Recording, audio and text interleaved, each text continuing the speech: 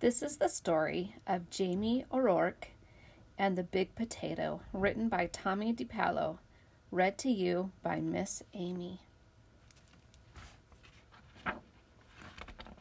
When you hear this sound, it's time to turn the page. Jamie O'Rourke was the laziest man in all of Ireland. He would do anything to avoid working, especially if it had to do with growing potatoes. Jamie O'Rourke, his wife Eileen would say, "we'll have nothing to eat this winter if you don't go out and dig up the pratties." "Oh, saints preserve us!" Jamie would whine. "Me back's as sore as can be. Sure as I'm telling you, wife, you'll have to dig 'em up yourself. I'll break in two if I so much as get out of this bed." So Eileen, who had done all the planting and watering and weeding anyhow, would go out to the tiny garden and dig up the smallest potato in Ireland, all because Jamie was too lazy to dig a larger garden and had no money to buy good potato seed.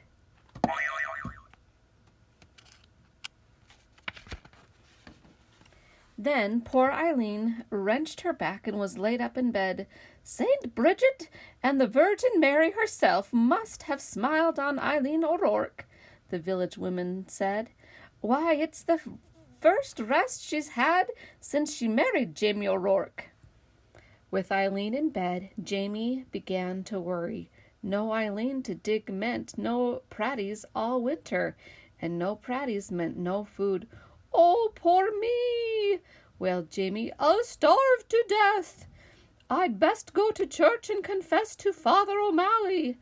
There's no telling how soon old Death will be knocking on me door." So even though it was midnight, Jamie set out for the church. He was about halfway down the hill when he heard singing and a tap, tap, tapping sound.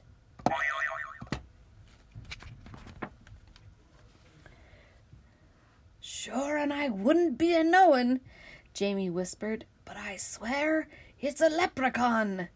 And sure enough, sitting in the circle of the ferns in the moonlight was a leprechaun singing and hammering tiny nails into the heels of the fairy boots he was making. Jamie knew just what to do. He crept up and grabbed the little man by his coattails and held firm. "Let me go! Let me go!" the leprechaun shouted. "Not on your life," Jamie said. "Not until you show me where you keep your pot of gold." Now everyone in Ireland knows that leprechauns make boots and dancing shoes for the fairies, who pay them with gold. And everyone knows that if you catch a leprechaun, he'll pay for his freedom with his pot of gold. But this leprechaun was cleverer than most. "Oh, please, dear mortal man," he pleaded.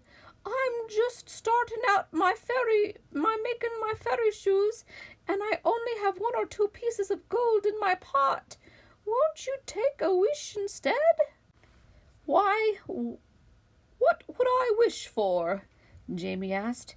"Me, who's about to die of starvation because my wife is sick in bed and I can't dig the pratties for the winter, and they're such a puny pratties anyhow." "Well," said the leprechaun, reaching into his pocket, "you could wish for the biggest pratty in the world. It would last all winter, and you wouldn't have to do anything more than plant the seed, water it, and wait." That sounded wonderful to Jamie. "Done!" he shouted. And as the leprechaun dropped the seed into Jamie's hand, Jamie let go of his coattails, and off that leprechaun scampered. When Eileen heard what he had done, she was furious. "Jamie O'Rourke, you're not only the laziest man in Ireland, but a fool as well. Giving up a pot of gold for a pratty seed? Well, I'm going to plant the seed and water it, and you'll see," Jamie said, and out he went. And faith, Eileen did see, in no time at all, the biggest, finest potato plant had sprouted out of the ground, followed by the potato itself. It was so big it pushed up not only all the dirt in the garden, but the garden shed and the corner of the cottage as well. "Well, surely now it's ready to dig," Jamie said proudly. He hoed all around it, but he couldn't dig that pratie out of the ground. He got a beam and a big rock and tried to pry it out. He pushed and he pushed, but it wouldn't budge.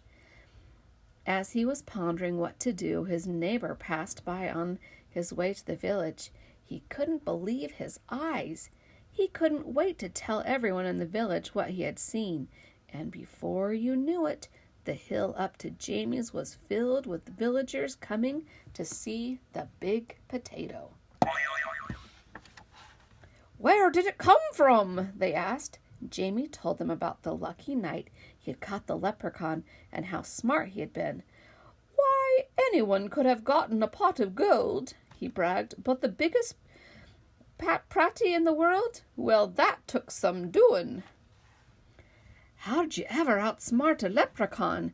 they all asked at once. Jamie hesitated and scratched his head. "Well, we'll help you dig up your pratie, Jamie, if you'll tell us how you did it." And they grabbed shovels and hoes and started to dig. They dug and they pushed and they shoved until the potato flew up out of its hole. It rolled down the hill faster and faster until it reached the bottom, where it bounced up high and came to a stop, wedged between the stone walls on either side of the road. What to do now? "That pratie is so big that no one, no cart, nothing can get by it," the constable complained to Father O'Malley. "How is a body to get in or out of the village?" "What shall we do?" the villagers wailed. Then they all looked at Jamie and said, "It's your pratie. You'll have to move it out of our way." "Well," Eileen spoke up, "there's more than enough pratie for everyone. Why don't you all take some?" So the villagers sawed and chopped and carted off huge pieces of potato while Jamie sat on the stone wall and watched. All winter long, everyone had potato to eat and eat and eat until no one wanted to see or hear a potato again. In the spring, Jamie said, "I saved a potato eye for a seed, and it's just about time to plant it." "Oh, no!" the villagers all cried. "If you promise not to plant it, Jamie, we'll promise before St. Patrick and all the saints to see that you and Eileen always have plenty to cook and eat. We don't want another giant pratie around here." Jamie smiled and agreed. What a perfect life for a lazy man. "Oh, you see, darling Eileen," Jamie told her, "I wasn't such a fool with that leprechaun after all." And Eileen had to admit that Jamie O'Rourke was right. The end.